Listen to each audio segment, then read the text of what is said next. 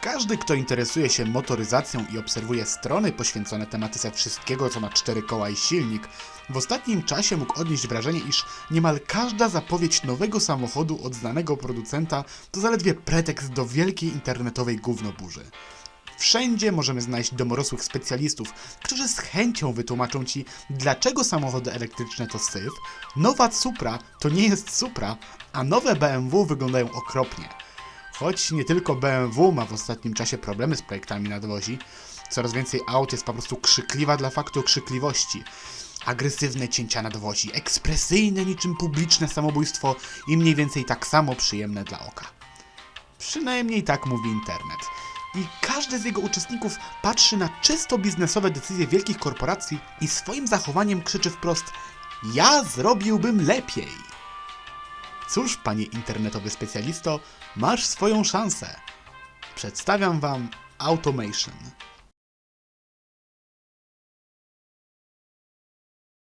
Nadal pamiętam, kiedy po raz pierwszy zagrałem w Automation. To był bodajże wrzesień 2014 roku, a twórcy opublikowali właśnie demo produkcji, które było bardzo ograniczone. Dostaliśmy jedno nadwozie, jeden typ silnika i tym właśnie mogliśmy się pobawić, by zrobić auto naszych marzeń. O ile waszym marzeniem był gówniany hatchback rywalizujący z Toyotą Yaris? Jednakże od tego momentu minęło 5 lat. Wiele wody upłynęło w rzece zwanej internetem, a i sama Automation dokonało olbrzymich postępów. Gra zdążyła w końcu otrzymać uproszczony komponent kampanii, przeszła na znacznie lepszy silnik graficzny, jakim jest Unreal Engine 4 i cały czas otrzymuje nowe aktualizacje zmieniające rozgrywkę na lepsze, nie wspominając o wsparciu ze strony społeczności, która ciągle tworzy nowe i nierzadko zaskakujące mody. Ale czym jest Automation? W założeniu Automation jest tajkunem, w którym tworzymy własną firmę samochodową i prowadzimy ją na przestrzeni lat. Zaczynamy we wczesnych latach 40., a kończymy w 2020, czyli w sumie za niedługo. Celem gry jest tworzenie aut, które będą rynkowymi sukcesami, zarabianie pieniędzy i tworzenie własnego motoryzacyjnego imperium. W teorii. W praktyce tym, co nieustannie skupia atencję wszystkich graczy, którzy sięgają po ten tytuł, jest fantastyczny tryb piaskownicy, w którym korzystając z zaawansowanych narzędzi oferowanych przez grę, możemy projektować maszyny z naszych marzeń. Albo kompletne koszmary, które należy zakopać głęboko pod powierzchnią ziemi tak, aby nikt ich nigdy nie odnalazł. Konstrukcja tego edytora jest bardzo prosta. Wszystko opiera się na przechodzeniu przez poszczególne etapy kreacji pojazdu i wybieraniu odpowiednich okienek. Wszystko skonstruowane jest w tak prosty sposób, że nawet techniczne nieogary będą wiedzieć, jakie rzeczy warto wstawiać tak, aby w trybie kampanii zarabiać na swoim wytworze grube pieniążki. Warto też mieć na uwadze, że każdy z podzespołów ma swoje parametry, w tym te cenowe. Ma to oczywiście wpływ na koszty produkcji samochodów w trybie kampanii. Jednakże, jak już to jednak sobie zaznaczyliśmy, tryb kampanii nie obchodzi nikogo. Po zaprojektowaniu podwozia oraz silnika, gra stawia nas przed główną atrakcją, jaką jest zabawa w projektowanie karoserii samochodu.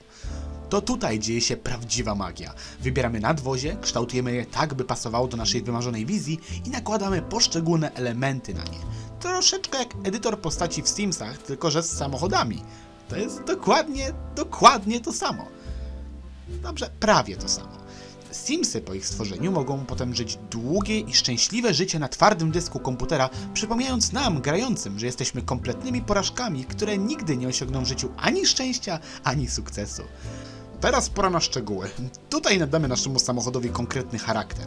Wybieramy skrzynię biegów, ustawiamy koła, aerodynamikę, wyposażenie naszego wehikułu i nastawę zawieszenia.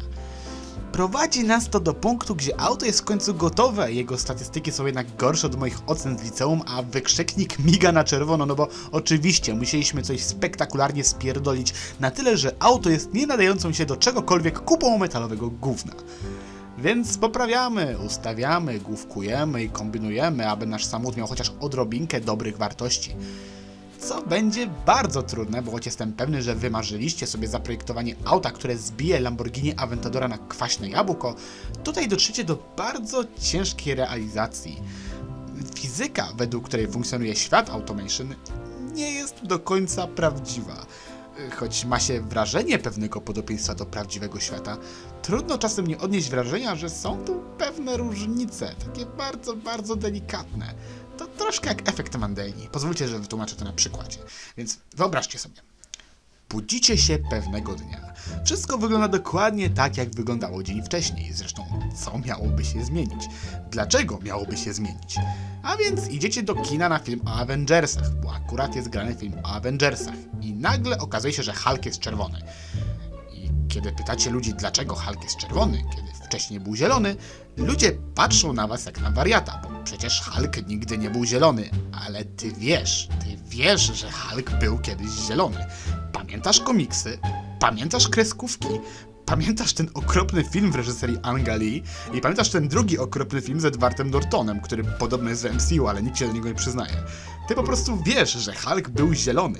Nie był, on jest zielony. Nawet jeśli jest czerwony, bo pamiętasz, że był zielony. Tak jak Shrek, tylko że Shrek jest niebieski, ale on nie jest niebieski, bo on był zielony. Pamiętasz go zielonym, tak samo jak Mike Wazowski, ale Mike Wazowski nie jest zielony, on jest pomarańczowy. Ale on nie jest pomarańczowy, on jest zielony, pamiętam! Na czym to ja skończyłem? A tak, więc kalkulacje fizyczne w Automation są odrobinkę jak ta przejażdżka w odmęty mojego załamania psychicznego, którą właśnie wam zafundowałem. Z jednej strony wszystko działa znajomo, ale są pewne konkretne znaki, że coś tu jest nie tak. Grawitacja coś nie ta, przyspieszenie nie za dobre, aerodynamika działa w dziwny sposób, a hamulce zawsze balansują się w jakiś dziwny sposób, przez co tracą na skuteczności i ni chuja nie wiadomo dlaczego. Więc kiedy już skończymy poprawiać niepoprawialne, możemy z dumą napawać się naszym dziełem sztuki awangardowej. Tutaj nam się ogranicza ilość rzeczy, które możemy zrobić z naszym samochodem. Możemy go wrzucić na tor testowy, aby połudzić się, że gdyby nasz wehikuł istniał naprawdę, to totalnie rozwaliłby Pagani Huayra na torze Top Gear. Naprawdę, tak na serio. Serio. Możemy też skorzystać z bogatego trybu fotograficznego, aby strzelić wystrzałową fotkę naszego samochodu i podziwiać jego wygląd, jednocześnie napawając się gównianymi statystykami, których totalnie nie udało się odratować. Jednakże oglądanie samochodu to jedno, rzewne wylewanie łez nad statystykami to drugie. Ale żeby w pełni docenić skalę spierdolenia naszego samochodu i raz na zawsze przekonać się, że gówno wiemy o projektowaniu jakichkolwiek pojazdów nadających się do czegoś więcej niż zgniatarki, musimy się naszym wytworem wyobraźni samemu przejechać. Ja już wiem, co myślicie, przecież w Automation nie da się jeździć samochodami, prawda? No prawda, w tym, że w Automation da się zrobić coś innego. Da się wyeksportować samochód do innej gry. I to nie byle jakiej. Jeśli już mamy się bowiem przekonać, jak bardzo spierdolona jest nasza kreacja, to z wysokiego konia trzeba spaść, a siniaki poupadkowe muszą być duże i bolesne. Panie i panowie, przedstawiam wam BeamNG Drive.